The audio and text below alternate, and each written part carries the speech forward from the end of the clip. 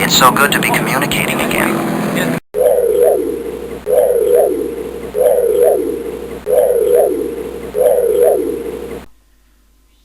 Hello there folks, this is MJ Knight for the 11th issue of Nightwatch. Yeah, you can see what this is going to be about.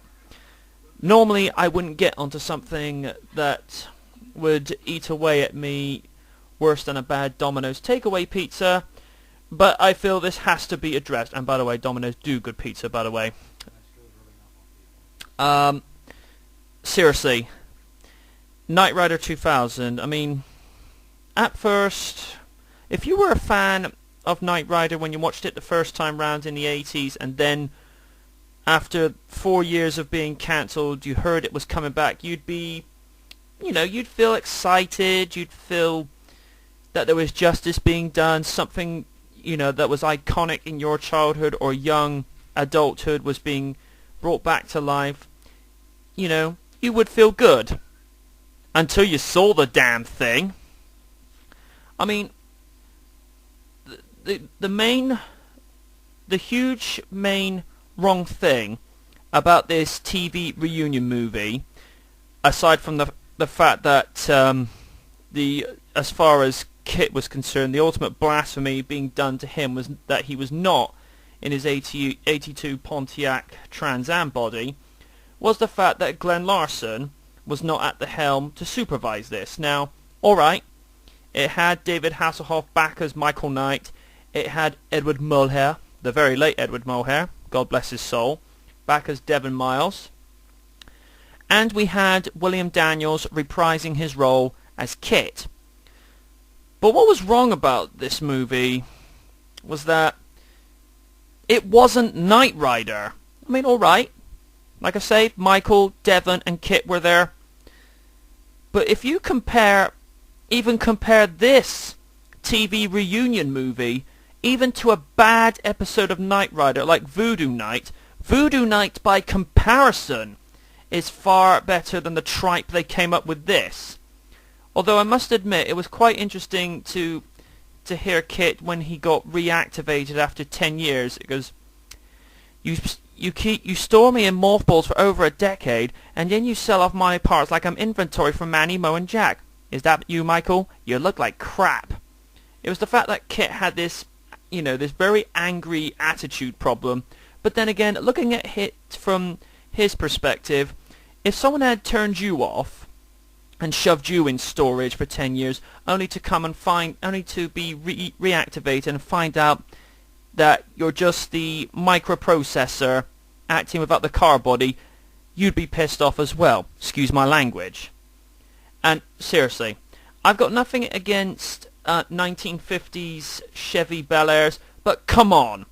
Even someone with half a brain would realise you do not put Kit in something that is not a Trans Am. And don't even get me started on the Pontiac Banshee. That was just wrong.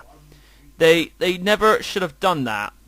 And what I like about this scene, which the screenshot is taken from, he argues with the Knight 4000, which also had the same voice as the character Maddock, whose real name escapes me. And he simply says, there's nothing worse than a smart-ass automobile, which, coming from Kit, you'd only have to go and say to him, that's a bit like calling the, yes, DC saying calling the kettle pot black. Now I like the Sean McCormick angle, where someone who wanted revenge for being potentially being put to death and coming as Michael's new partner. But all in all, there was not enough of Kit, there was not enough of Michael, and Devon being assassinated. Come on.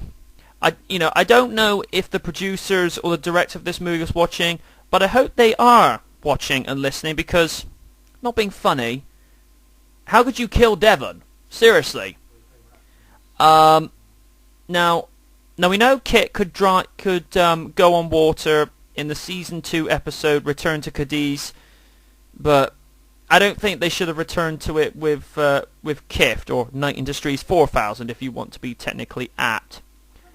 I don't think they should have set the story in the first quarter of the year 2000 because, I mean, alright, obviously back in 1991 when this was originally broadcast on NBC, you know, we had no idea, they had no idea back then of what, you know, the new millennium would look like, and I think even to, you know, even between the smartest person and the not so smart person, they would look at that and think, that's not what the future would look like. And of course, today we find the future, in terms of the style of buildings and cars, it's not really that much different to 20 years ago. I say that in a way, you know, buildings haven't changed much in 20 years, cars haven't really changed much in appearance in 20 years, so there was no real need to go for this you know, over-the-top, outlandish approach to Knight Rider 2000.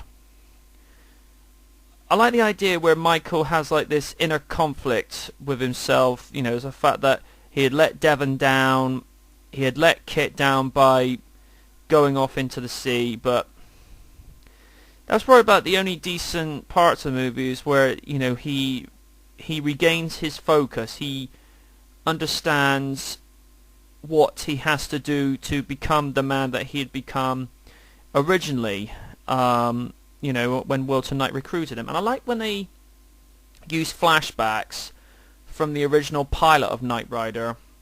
Mind you, that was probably only the highlight of this TV movie. Now, normally I don't like to bash Knight Rider, but come on, when you give us abominations like this, you know, they're just bringing it upon themselves, and I sincerely hope that they never do another TV movie like this, although some of you out there would argue that they did do that with Knight Rider 2008, but that's your opinion. I personally liked that. And let's not even get me started on Team Knight Rider, which I shall address at another date. As for Knight Rider 2010, never watched it, don't have any screen captures of it, and from what I understand, it was worse than this movie, so you can understand my contempt and frustration for not going to review that. For starters, it didn't even have the original Kit car, Hasselhoff, or Devon in it. But seriously, you know, this was meant to be a backdoor pilot to a new Knight Rider TV series, which would have been Kit and Sean. And another thing, this started the whole chain of no turbo boost, you know, in Knight Rider. I mean, there was no turbo boost in this, there was no turbo boost in Team Knight Rider, but we have been assured we are going to get turbo boost in Knight Rider 2008, the series. But I wouldn't hold my breath over it. Anyway, I would like to thank all of you for giving me this opportunity to get this off my chest, and I shall end on a bad note by saying good night from the night. Thank goodness.